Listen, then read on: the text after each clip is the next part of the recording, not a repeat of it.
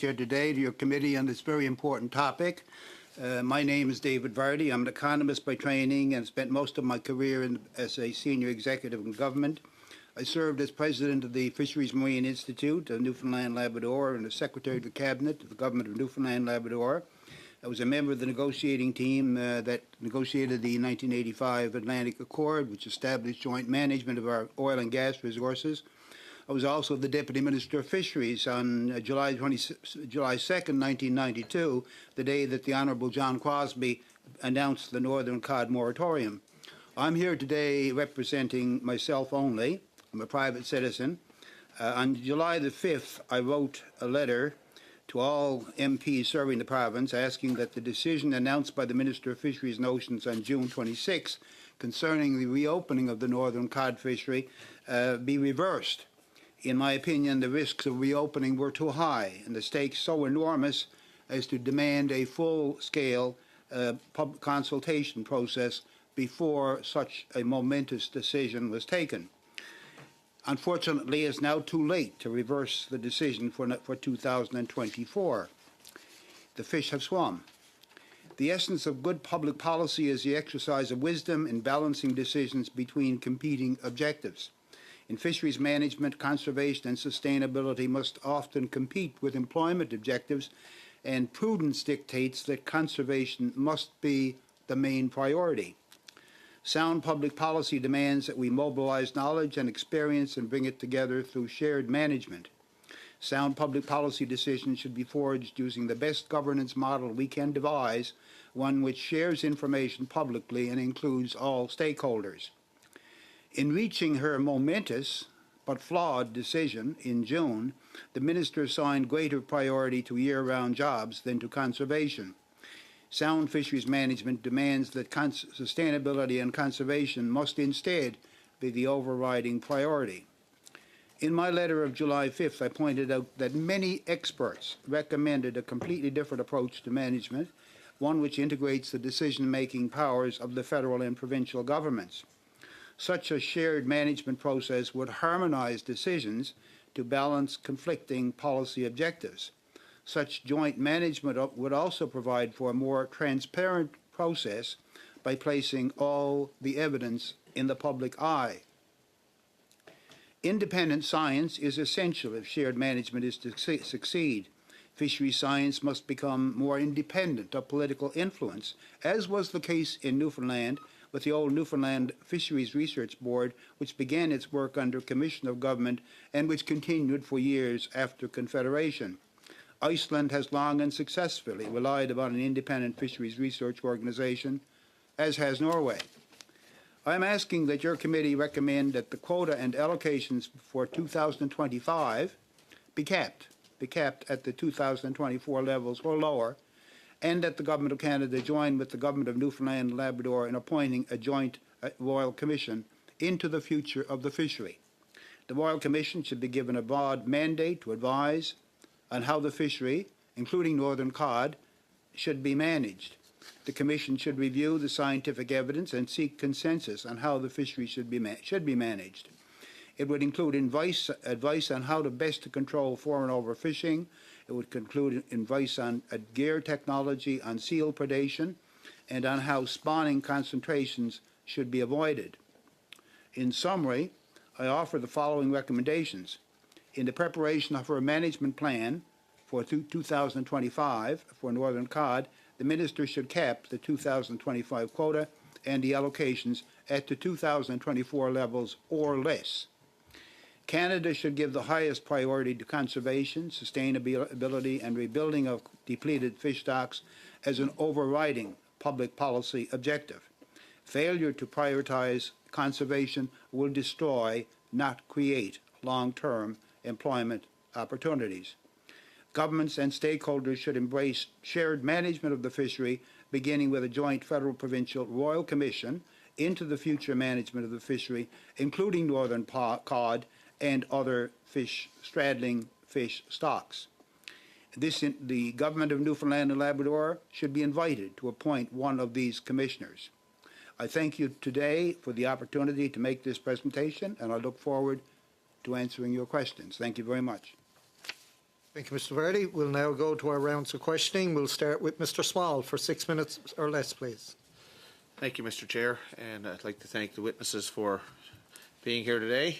And my first question will be to Mr. Verdi, Mr. Chair. And in 1992, Mr. Verdi, I was an inshore fisherman, and I remember the day that the announcement was made, and I walked out on the wharf in Wald Cove to see the look on my dad's face, and his brother, Uncle Mark, you probably knew well back in the day. But court documents recently showed that the government made the decision to reopen the commercial northern cod fishery because it would yield political gain.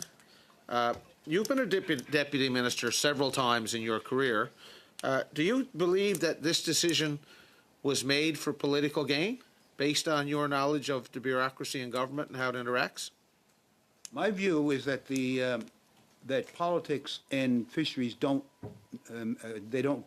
mix very well, and that there's a need for separation of politics from fisheries, and that's exactly the purpose of a joint management board, to try to take the politics out of it, because there's so many occasions that are beyond counting as to how many decisions were taken which were injurious to the stocks and perhaps even injurious to the politics as well at the same time. And so with the Offshore Petroleum Board, we have a good example of something that a joint management process that seems to have worked extremely well, where the two governments, the provincial governments and the federal governments, have worked together, and the politics have in fact been largely taken out of it, and I think it's been to the benefit of the Government of Canada and the Government of Newfoundland, Labrador, and all Canadians. So getting back to the decision to convert the stewardship fishery to a commercial fishery, do you think that the northern cod fishery could have continued as a stewardship fishery with modest increases in quota without NAFO seriously knocking on the door to get access? Because we've got minutes of NAFO meetings for the last 5 years, and there was in fact very little mention of northern cod in the minutes of the NAFO meetings. Do you think there was a serious risk that NAFO would come for a few tons of northern cod, with the quota in the stewardship fishery being about where the commercial fishery is now? You think that was a real threat? I think this is a very murky area in international law, and I've read the Law of the Sea Convention on this issue, and there is a principle at stake here with regard to any on-caught fish that should be opened up to other stakeholders. But I think that Canada, this is a stock that's managed by Canada. Unlike other straddling stocks, this is one that's managed by Canada, and it's one where I think that Canada could have continued on as with the stewardship fishery. But once we get into raising the quota above a certain level, it seems to me that it becomes a commercial fishery. I've not seen anything in the NAFO convention that actually creates an actual trigger point as to what actually must take place before that what actually constitutes a litmus test for transition from a stewardship to a commercial fishery. But it does seem to me that when you move beyond where we were in 2023, that we're inviting questions to be raised at NAFO. Whether there were pressures from NAFO, I don't really know. So do you think that maybe that the government should have pushed the envelope here, and with a modest increase, because the exploitation rate is extremely low as compared to acceptable exploitation rates in the North Atlantic, which are typically around 20% in cod stocks? We're down around 5 or 6 here. Do you think that the government should have pushed the envelope and worried about NAFO when the time came? Because it appeared the other day when we questioned Assistant Deputy Burns that it had been a foregone conclusion by the minister that that NAFO was coming for their share, without it hardly even being discussed at the NAFO meetings based on the minutes. Mr. Verdi. I think there's a compelling case for not pushing the envelope. My sense is that the stock has been in a stalled situation. It's been flatlining for the last since 2016. So I think it was risky. It was risky whether NAFO was on the table or not on the table. I still think that from a precautionary standpoint, that was going too far, is pushing the envelope to do that, particularly in light of the fact that there was a high probability that the stock was going to decline with or without an increase in fishing pressure. So I think NAFO sort of adds to the complexity of this whole issue. And I think that the other thing, I guess, in terms of NAFO, I think that when you open up the whole door about NAFO, that raises other considerations, because I think that there's a bit of an illusion that we can control. Thank you, Mr. Verdi. You could add more in writing on that. But the reference point, the lower reference point, was moved in the fall of last year.